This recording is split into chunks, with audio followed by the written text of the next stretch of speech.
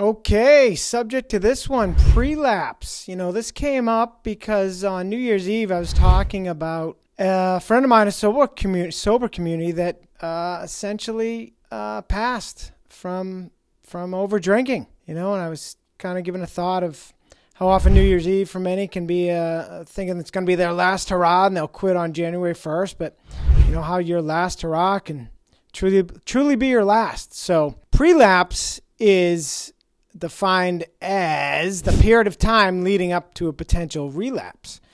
I'm actually going to kind of refer to some notes here. My sober community is called the TLC, the Luckiest Club, and this is from a document they put out. And, I often say, and probably others, a slip occurs long before you actually take that drink. And it really occurs during that prelapse phase.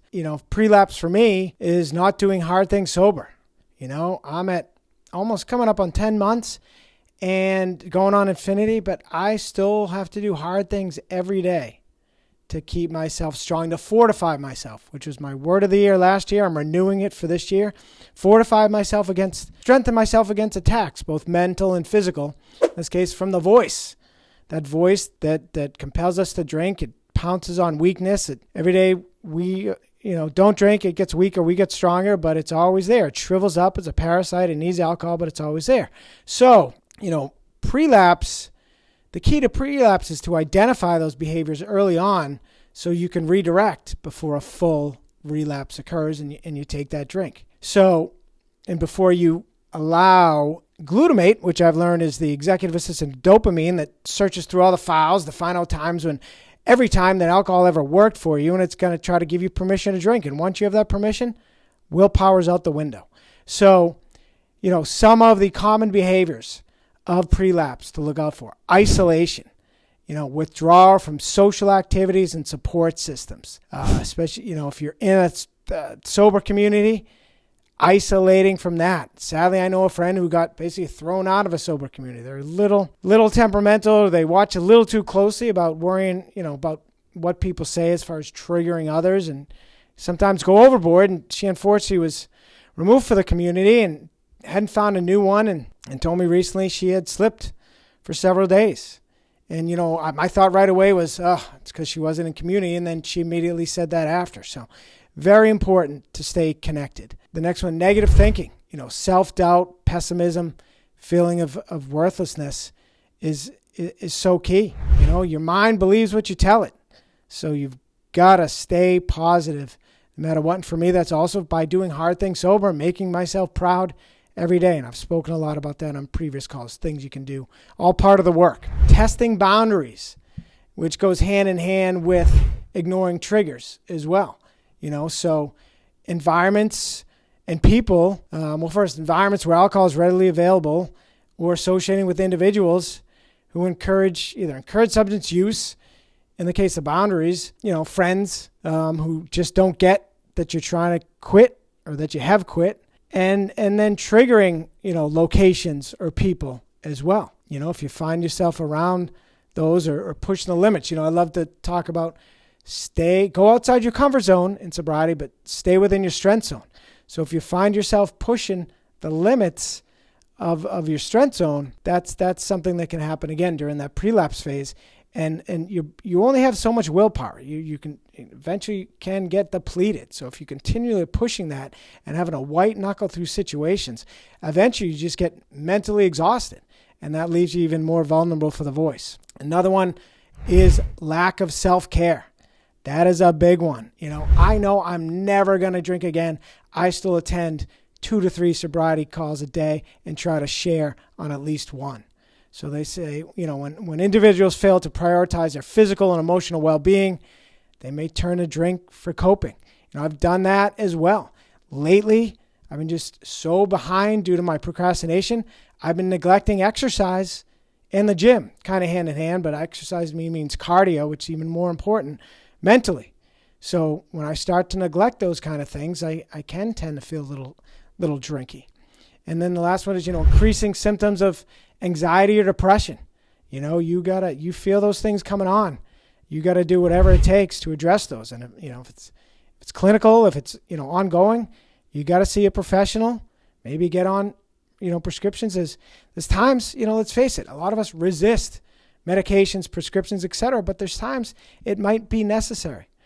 So that is absolutely something to keep an eye out for. If it's something temporary, you've got to address those things. Call friends, go visit. I know once I was so depressed, I was in tears. I called my mother in tears and went over there for dinner, and it did the trick. And I always recommend in cases of short-term anxiety or depression, if possible, cold shower finishes.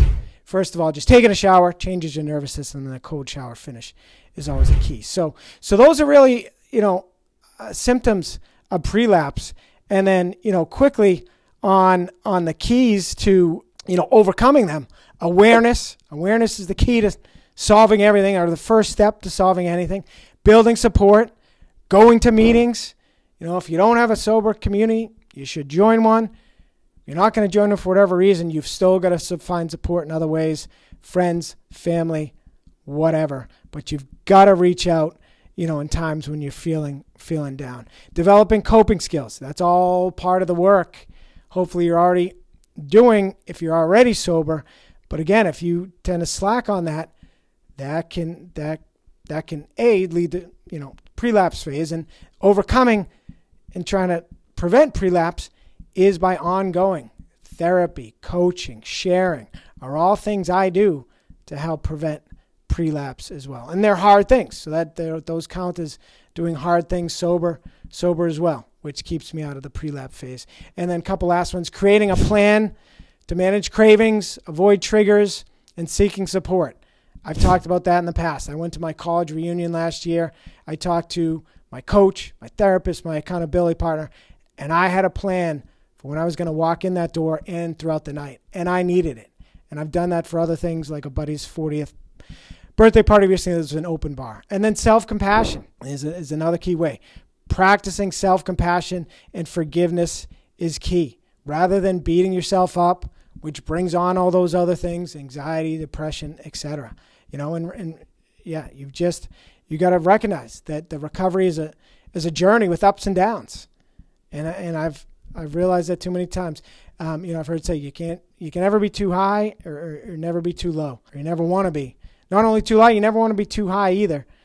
So you never want to be too low or too high. And I've been there. And I've been so high, I never thought I was going to come down. And then when I did, it was a pretty tough crash. So now I totally keep that in mind. All things will pass, both bad and good. And that's good to know, just to be prepared for when even the good things pass. And, as far as self-compassion, I'll end with this. I think about it on my last YouTube video, but about Iliism, which is essentially talking to yourself in the third person, basically coaching yourself. And it really goes a long way towards helping with self-compassion. So again, those are all things to keep in mind to help prevent prelapse and prevent slipping, because you never know where even one night could lead to, and rarely is a slip one night anyway. And it ultimately could mean, as it did for my friend, sadly, it could mean the slips lead to the end of your life. Struggle to even say that, but it is true. And I've known someone, when he did pass, we had a lot of meetings in sober community. Some didn't even realize that you can die from alcoholism. I mean, in his case, he was feeling very down. He'd gotten a job. He'd been looking for a job last time. He finally accepted a job, but it was at a winery. And he finally came to realize, even though it was in HR, it wasn't going to work. His first day there, they offered him a Magnum bottle of wine to take home as a souvenir. And he didn't even want to tell him he didn't want to take it. But so he realized he was going to have to leave that job. And that led to a lot of these prelapse issues. And they told him, he drank so much one night, they told him he did it again, he was going to die. And sadly, he didn't then do those things to overcome, including talk about it. I tried to get him to talk about it. He said he wasn't ready. He was going to write things down. His mother even flew out to visit him, but sadly, even while she was there, he drank again. I'm sure he didn't intend to drink that much. I'm sure he thought he was just going to have a couple, as often the case. But as we know, those of us with the disorder, it never ends there. So this disorder often does mean life or death. So that's why it's so important to be on guard for the prelapse stage. All right, that'll do it. As always, please like, share, subscribe, and remember, stronger, sober. Thanks.